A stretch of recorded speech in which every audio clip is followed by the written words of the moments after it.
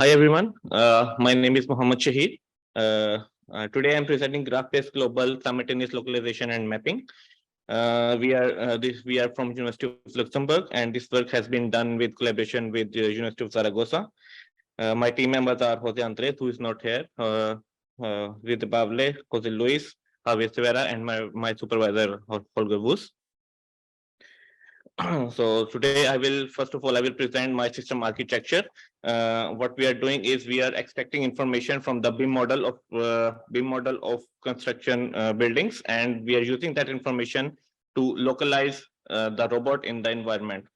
So our system basically consists of situational graphs, which I will explain further, and architectural graph, a graph matching technique, and graph merging technique. So what we do is we first create a situational graph, which is basically a scene graph of the environment from the building information, modeling information. We call it architectural graph, and then the robot navigates in the environment without any prior knowledge, and it also creates a scene graph of the building, which we call a situational graph.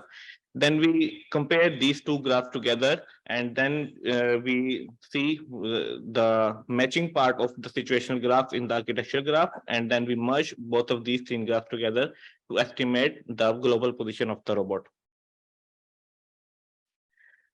So as I explained, first of all, we have the BIM model of the environment, and we extract structural information of the building from this model, and then we create what we call an architectural graph, which is basically a topological scene graph.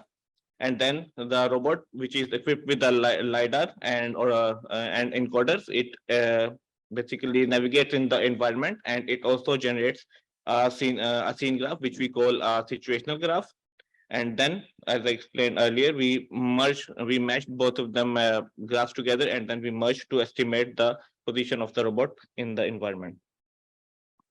So scene graph, basically situational graph, basically it is a four layered scene graph. First layer is the robot tracking layer, which tracks the pose of the robot.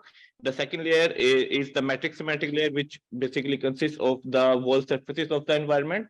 Then the third layer is basically the rooms of the environment, and each room consists of all the walls extracted from the environment. And then finally we have the floor layer, which basically takes into consideration all the walls of the environment, and then it calculates the center of the floor based on the measurements of the walls.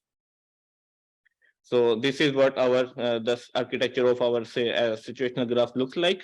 The layers I already explained, that the first one is the robot tracking layer, then the planes and the rooms, and then the floor.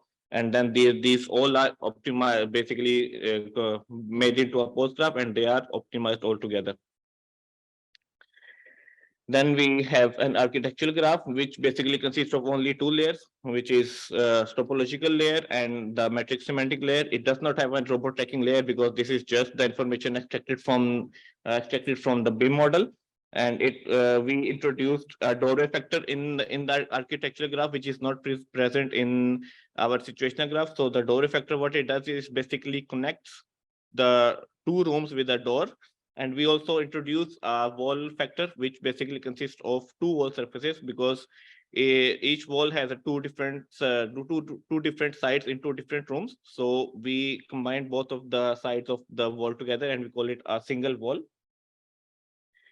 And then we have this novel graph matching algorithm, in which we compare a part of the situational graph, which is not complete yet, and then to the complete architectural graph, and see where the situational graph, which is currently built, fits in the architectural graph.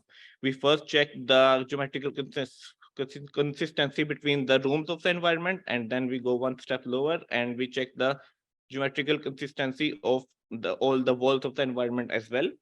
And once we have some candidates, then we match all the candidates with the entire architectural graph, and see where all the rooms and all the walls fit in the architectural graph. Once we have a satisfactory solution, which is above a specific threshold, then we merge all of both of these two graphs together.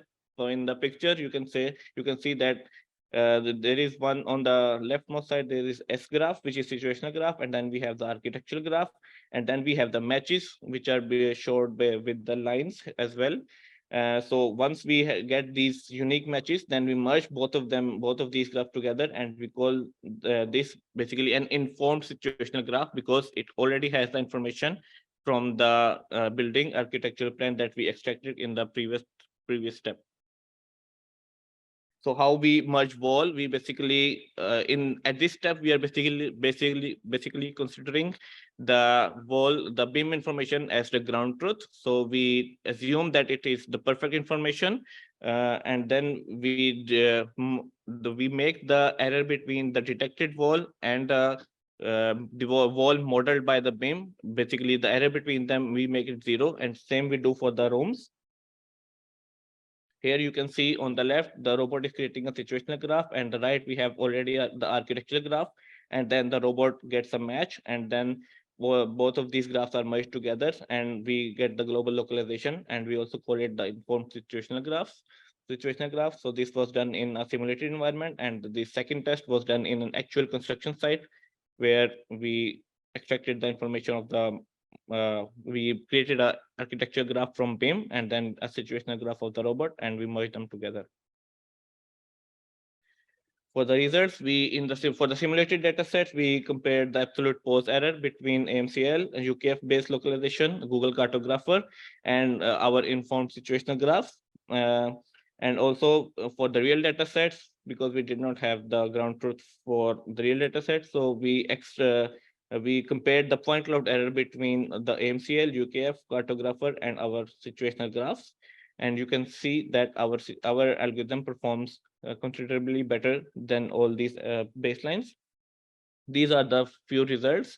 On the top column, on the top row, you can see the ground truth of the environment that we extracted from the BIM model on the very left side, and then we have the results of AMCL, UKF, Cartographer, and IS graph.